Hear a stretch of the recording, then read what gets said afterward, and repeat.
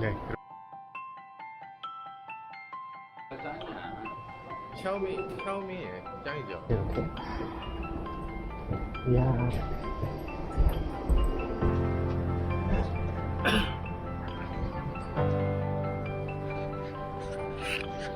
좋아요. 우릴 수 있는 상황이 아니네. 내가 더 하네. 그래서 저희 팬입니다. 저희 팬분이 여기서 또 이렇게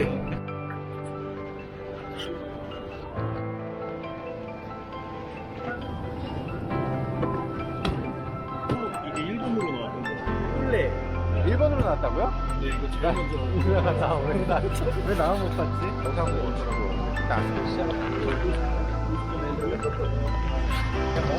그냥 뜨거운 거 봐.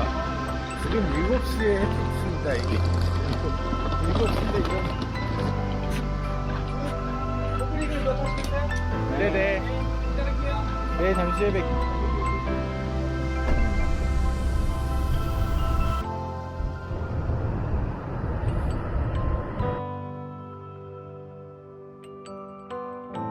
So, thank you. Bye.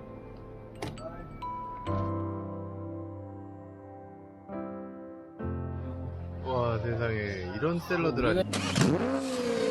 네, 안녕하세요. 김한효입니다. 저는 지금 스페인에 나와 있습니다. 기아차의 소형 크로스오버의 광고 촬영을 하는 모습이 때마침 유럽에서 촬영이 돼서 이렇게 인터넷에 떠돌게 됐네요. 너무 사진이 잘 공개된 이상 더 이상 숨기려야 숨길 수가 없을 것 같아요. 이 차 이름이 뭐라고 써있기는 한데 제가 영어가 약해서 뭐라고 써있는지 정확하게 모르겠습니다. 무슨 토스라고 써있는데 사실 제가 이 차 이름을 들은 지는 꽤 오래됐습니다. 그런데 정식으로 오픈할 때까지는 말하지 않기로 해서요. 단 한 번만 아버지라 부르게 해주소서. 에이, 모르겠다.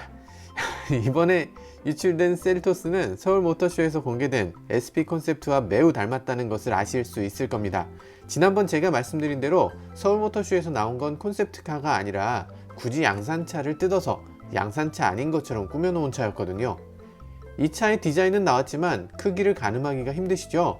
그래서 저희 스파이와 용자를 동원해서 이 크기를 직접 재봤습니다. 휠베이스는 2600mm, 그러니까 코나와 완전히 동일합니다. 높이는 어쨌든 생각보다는 훨씬 큽니다. 코나의 전고, 그러니까 차 높이가 1550mm인데 적어도 이보다는 훨씬 크다는 걸 아실 수 있겠죠. 또 길이도 훨씬 늘려서 쌍용 티볼리가 아니라 티볼리 에어에 더 가까운 크기라고 볼 수 있습니다. 현대차 코나보다는 스포티지에 더 가까운 차라는 거죠. 아, 그래도 이거 너무 크지 않나요? 이 정도면 스포티지 어떻게 팔려고 그러지? 전면은 진짜 레인지로버처럼 생겼죠. 이 부분이 깜빡이인데요. 지난번 유럽에서 이 차 디자인한 그레고리 기욤을 인터뷰할 때 3D로 느껴질 수 있도록 고려해서 디자인했다고 합니다. 두께감이 그렇게 깊진 않은데 안쪽에 깜빡이 라인이 얇고 바깥쪽이 두꺼워요. 그래서 3차원이라는 이미지를 더 강조하고 있죠. 캐릭터 라인도 굉장히 많이 들어갔습니다. 흰색이라 잘 보이진 않지만 약간 짙은 색이라면 더욱더 많이 보일 것 같아요. 리어 램프 아래쪽만 해도 여기 한번 접고 또 접었어요. 가짜 머플러 요즘 엄청 유행인데요.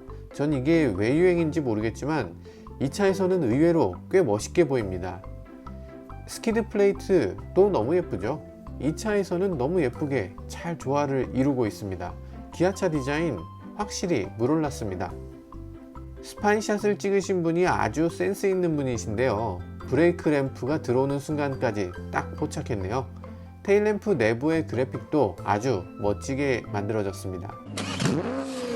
지난주에 기아차는 인테리어 콘셉트의 렌더링 사진을 공개했죠. 그동안 봤던 어떤 렌더링보다 더 잘 그렸습니다. 그냥 예술적으로 봐도 너무나 아름답게 그려졌어요. 대체 디자이너 누가 이렇게 잘 그리는 겁니까? 이 렌더링만 봐도 와, 역대급, 정말 예쁘다, 이런 사람들이 많이 있겠죠. 그런데 실은 이거 약간 논란이 될 만한 부분이 있습니다. 기아차는 같은 날 셀토스의 실내를 두 가지로 공개했기 때문입니다. 하나는 이 디자인이고요, 다른 하나는 이 디자인입니다. 이 사진은 인도용 셀토스인데요, 꽤 다르죠? 어느 쪽이 더 마음에 드세요? 저는 개인적으로 메르세데스 벤츠처럼 중앙 디스플레이와 계기판이 하나로 연결돼 보이는 걸 좋아하는 편인데요, 그래서 인도 버전에 조금 더 끌립니다. 많은 분들이 그렇게 생각하는지 야, 하다하다 인도에 좋은 차 주고 우리한테 내수 차별하냐, 뭐 이런 얘기까지 나옵니다. 그런데 그렇게만 볼 일은 아닙니다. 에어컨 공조장치 쪽을 보면 또 확실히 우리나라 쪽이 더 예쁘거든요. 그래서 이게 둘 중에 어느 쪽이 더 좋다, 이렇게 딱 잘라서 말하기 어렵습니다. 인도차나 국내용 차나 송풍구 크기는 사실 같습니다. 그런데 가운데 크롬으로 액센트를 줘서 실제보다 좀 더 가늘어 보이는 효과를 줬어요. 꽤 세련되게 적용했네요. 차를 만들 때는 수많은 소비자들에게 사전 품평회를 하죠. 그래서 그 결과로 선택되는데, 아마도 자동차 마니아분들이 보시는 것과 다르게 우리나라 대다수 소비자들 눈에는 어쩌면 이 디자인이 더 와닿았다, 이렇게 보는 것도 좋겠습니다. 실내 디자인을 조금 더 자세히 보면요, 컵홀더 옆에 전자식 파킹 브레이크가 들어있는 걸 볼 수 있네요. 실은 여기에 오토홀드 기능도 추가된다고 합니다. 기어 노브는 텔루라이드 기어 노브와 거의 같네요. 곧 나올 K7 페이스리프트는 스팅어 기어 노브를 썼거든요. 기아차가 앞으로는 기어 노브 디자인을 여러 차들이 공유하도록 할 모양이네요. 여기 다이얼은 드라이브 모드 다이얼인데요. 기아차가 드라이브 모드를 작은 다이얼로 통일하는 것도 아주 바람직합니다. 운전 중에 바꿔야 하는 만큼 한 번에 원하는 모드로 바로 갈 수 있도록 하는 거죠. 특히 셀토스는 사륜구동 모델이 있어서 사륜구동 제어까지 이 다이얼로 하게 될 것 같습니다. 파워트레인은 1.6L 가솔린 터보 그리고 1.6L 디젤이 장착됩니다. 디젤보다는 가솔린에 더 힘을 싣고 있다고 합니다. 일단 출력이 204마력으로 정숙성은 물론이고 치고 나가는 느낌을 충분히 살릴 수 있어서 젊은 층이 좋아할 만한 차라고 보는 것 같습니다.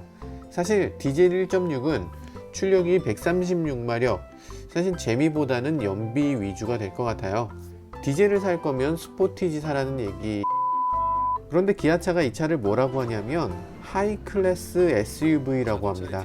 하이클래스라니 대체 얼마에 내놓으려고 하는 걸까요? 무조건 코나보다는 조금 비싸고 스포티지보다는 조금 싸게 시작하겠죠.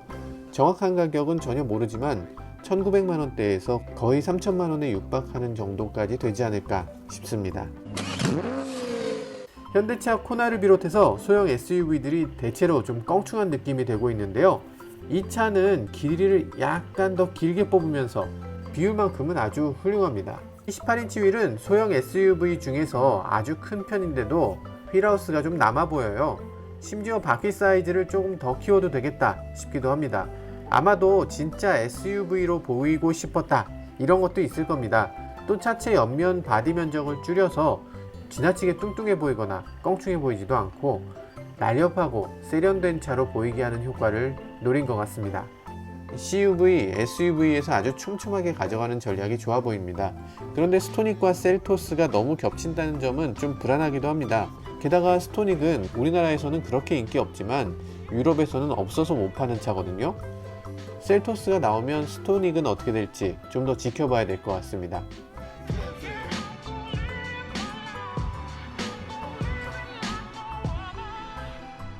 차가 나오려면 조금 더 기다려야 되는데 공개가 좀 이른 면이 있어요.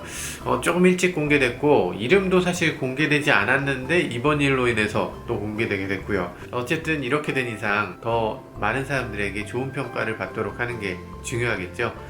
잘 한번 만들어 보시길 바라겠습니다. 지금까지 모카 김한용이었습니다.